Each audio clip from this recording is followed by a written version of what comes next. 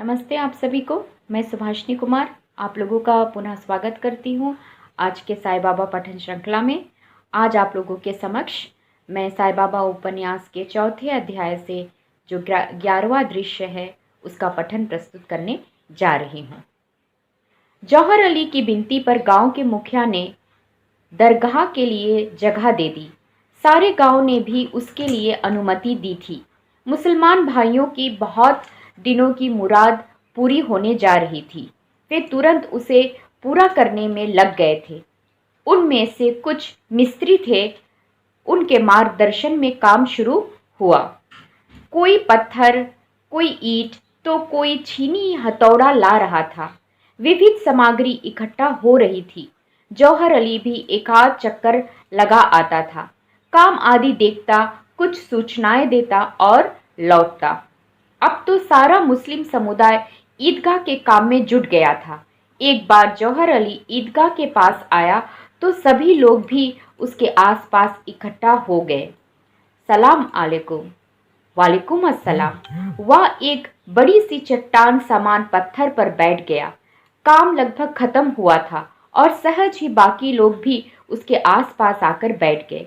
जौहर अली बोलने लगा, भाइयों, जल्द ही ईदगाह का काम पूरा हो जाएगा। जी हाँ, फिर हमें एक मस्जिद भी बनाने का काम करना चाहिए।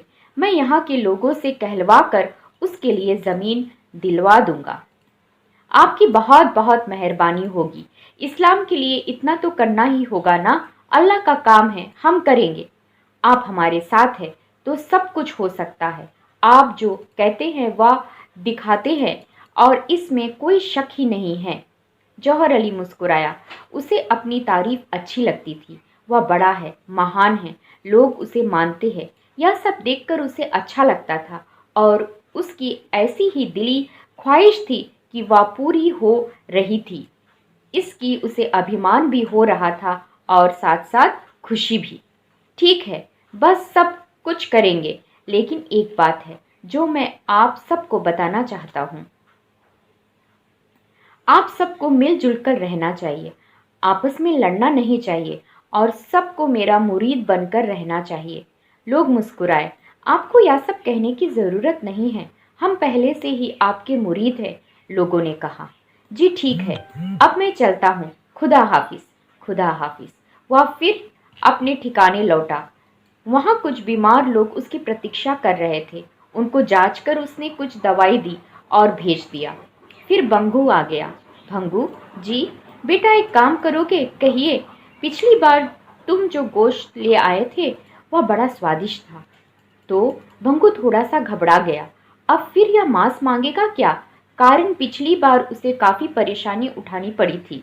भंगू, मांस खाकर भी बहुत दिन हुए, अब खाने की बड़ी इच्छा हो रही है, होठों पर जबान फेरते हुए जौहर अली ने कहा। भंगू सदाफल बेचैन हुआ। ना उसे ना कहने की हिम्मत हो रही थी, ना ही हाँ कहने की बन पा रहा था। उसको चुप देखकर जौहर अली ने कहा, भंगू, हाँ, चुप क्यों हो? कुछ बोल क्यों नहीं रहे हो तुम? नाराज हो क्या? अगर लाना नहीं चाहते तो कोई बात नहीं, तुम मेरी सेवा करते हो, यही क्या कम है? रहने दो, मैं किसी और से मांग लूंगा। तुम्हें कष्ट क्यों? उसने जानबूझकर मीठी आवाज में कहा। नहीं नहीं, कष्ट कैसा? आप तो मेरे गुरु हैं और गुरु की सेवा तो करनी ही चाहिए। तो फिर क्या तू मेरे लिए खाना लेकर आएगा? जी हाँ, पर क्या? मुझे इस बार बकरे का नहीं चाहिए। तो बड़ा चाहिए। बड़ा मतलब? उसने चौंक कर पूछा। उस भोले शाकाहारी इंसान को छोटे बड़े का फर्क क्या पता?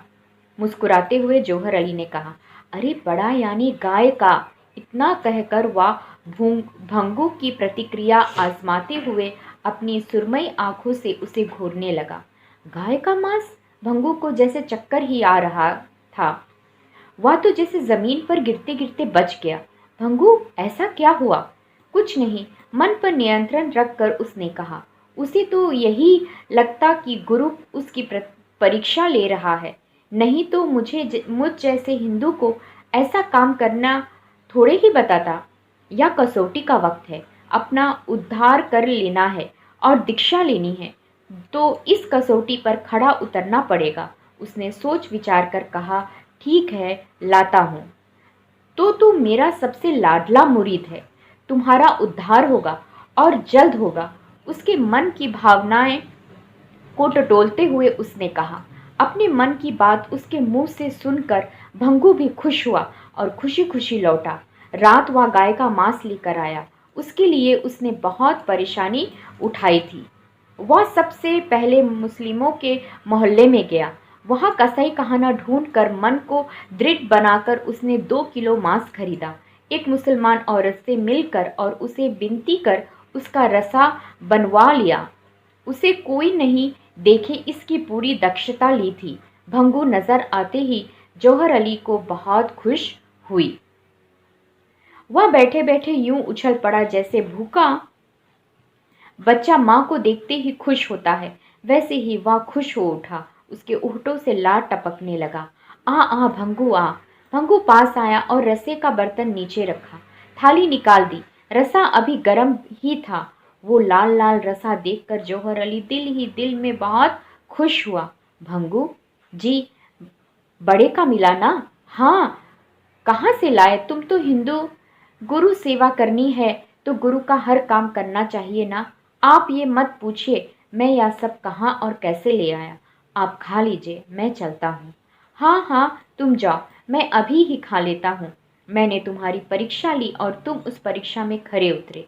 अब दीक्षा देने में कोई हर्ज नहीं। अब तुम जाओ, आराम से सो जाओ। अल्लाह तेरा भला करेगा। भंगू नमस्कार करके चला गया। संतोष के साथ चला गया, पर कल क्या होने वाला है इसका उसे पता नहीं था। जौहर अली जानवर के मांस पर जानवर सा टूट पड़ा। उसकी पशु वृत्ति जाग गई। बड़ी बड़ी हड्डियां वह कड़ कड़ करके तोड़ने लगा। हड्डियों का स्वादिष्ट मगज वह चूस चूस कर निकाल रहा था। रसा बिरकने लगा, मानो उसे पकवान का नशा ही चढ़ गया था। हड्डियां चूस चूस कर वह बड़े आराम से बाहर फेंक रहा था और वह हड्डियां ठीक मंदिर के सामने जाकर गिर रही थी। खाने की धुन में उसे इस बात का पता तक नहीं था उसके हाथों से कौन सा पाप कर्म हो रहा है। कुछ हड्डियां तो चौखट पार ठीक मंदिर के गर्भगृह में ही गिरी थी। शेष मंदिर के परिसर में बिखर गई थी। खाना हो गया। बर्तन एक ओर करके उसने बड़ी सी डकार ली और बिस्तर पर लेट गया और तुरंत खर्राटे लगाने लगा। अल सुबह मंदिर का पुरोहित स्नान आदि निपटाकर फूल लेकर मंदिर आ गए। सीढ़ियां चढ़ते समय उसके पैर में कुछ चुभ गया, पर धुंधले में उनको कुछ दिखाई नहीं दिया। उनको वह हड्डियां होगी इसका शक तक नहीं हुआ, पर जैसे ही वे मंदिर की सीढ़ियां चढ़कर ऊपर आए तो वहां पर उनके पैर में कुछ चुभा। क्या चुभा होगा सोचकर उसने नीचे देखा। वहां के दिए की रोशनी में उन्होंने चुभने वाली चीज देखी और वे सिर से पैर तक कांप गए। वे चौंके, घबराए, थरथराए। हे भगवान, हड्डियां इतनी बड़ी, पर ये मंदिर में कैसे आई? वीर भद्र अपवित्र हो गया। उनके मुख से अनजाने एक चीख निकली और मंदिर के आसपास के घरों तक पहुंच गई। तड़के लोग जाग गए। कई प्रति वृद्धा वृद्धि निपटा रहे थे। पुरोहित जी की चीख सुनकर वे मंदिर की तरफ आए। शिव, क्या हुआ? तुम क्यों चीख रहे हो? किसी ने गंभीरता से सवाल किया। अरे क्या हुआ? कोई जानवर तो नहीं घुसा मंदिर में? हुआ? क्या हुआ भाई? उस आवाज में चिंता थी। उससे भी भयानक घटित हुआ। क्या हुआ? जल्दी बोलो।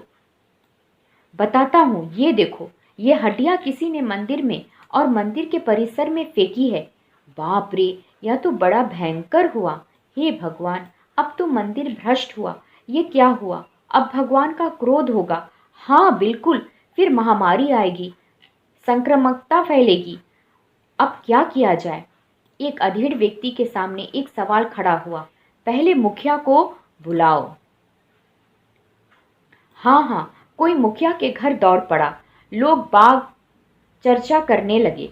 चर्चा जोर पकड़ने लगी। धीरे धीरे सुबह हो गई। चारों ओर रोशनी फैल गई, आसमान प्रकाश से भर गया। लोगों की भीड़ अब बढ़ गई थी। सबकी आंखें मुखिया के आगमन की ओर लगी थी। वे आ गए। लोगों ने उनको वे हड्डियां दिखाई। वे चिंतित हो गए और फिर क्रोध से लाल पीले होकर बोले, किसी बदमाश का यह काम है। हमारे भगवान के को भ्रष्ट करने की किस में इतनी हिम्मत है। वे सबकी ओर देखकर गरज उठे। भंगू सदाफल हाजिर हुआ। उसके ध्यान में सारी बात आ गई। उसी ने तो गाय का शोरबा लाकर दिया था। मतलब उसके दिमाग में बिजली कौंध गई। अच्छा, तो यह सारा करा धरा जौहर अली का है, पर अपने मुंह से कैसे बताए। उसने चुप रहना ही बेहतर समझा। लोगों, आज तक इस गांव में ऐसा कभी नहीं हुआ। मुझे जौहर अली पर शक है, हो रहा है, मुखिया ने कहा। भंगू के दिल में टीस उठी। भंगू, जब उसका ही नाम लेकर पुकारा गया तो वह कांप गया। कारण सारा गांव जानता था कि जौहर अली का खास भक्त है। जी, जा जौहर अली को उठा। इतनी सुबह हो गई फिर भी खर्राटे ले रहा है। जा जरा देखा। शामियाना पास ही था। सभी उसी की ओर देख रहे थे। तभी इस सारे शोर शराबे की नींद टूटी और वह अंगड़ाई लेते बाहर आ गया। भंगू उसकी ओर घबराया सा देख रहा था। भंगू, अरे क्या हुआ? इतने सारे लोग इतनी सुबह क्यों इकट्ठा हो गए? अरे ये यवन, आ इधर आ, मुखिया गरजे। उनकी आंखों से जैसे आग की लपटें उठ रही थी। ये क्या है? हड्डियों की ओर इशारा करते हुए मुखिया ने कहा। अरे ये तो हड्डियां हैं, पर यहाँ किसने फेंकी? भोलेपन का नाटक करते हुए उसने उल्टा सवाल किया। जैसे हवा से बड़ अग्नि भड़क उठती है, वैसे ही मुखिया का गुस्सा भड़क उठा।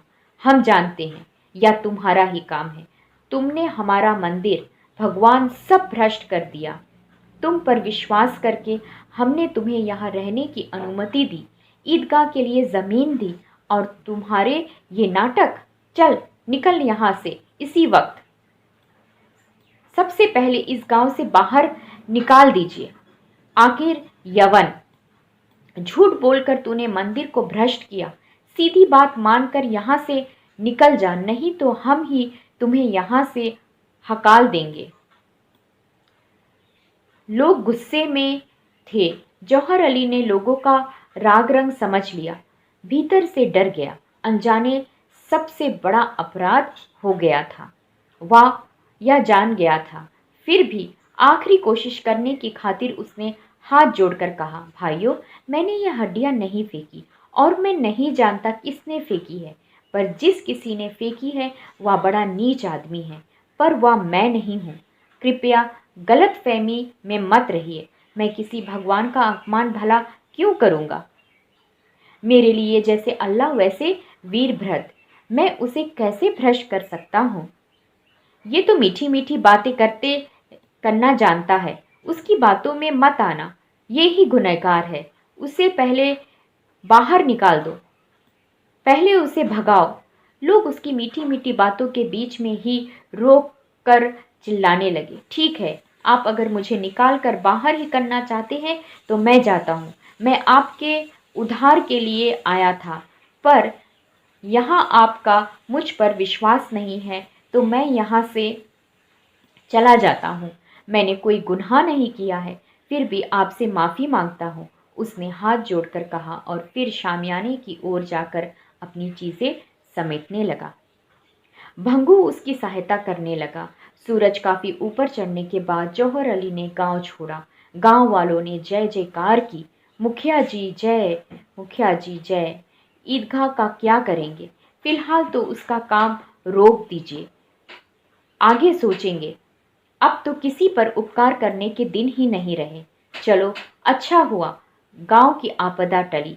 जौहर अली का विचार चक्र तेजी से घूम रहा था और उसके पैर शिरडी की ओर बढ़ने लगे।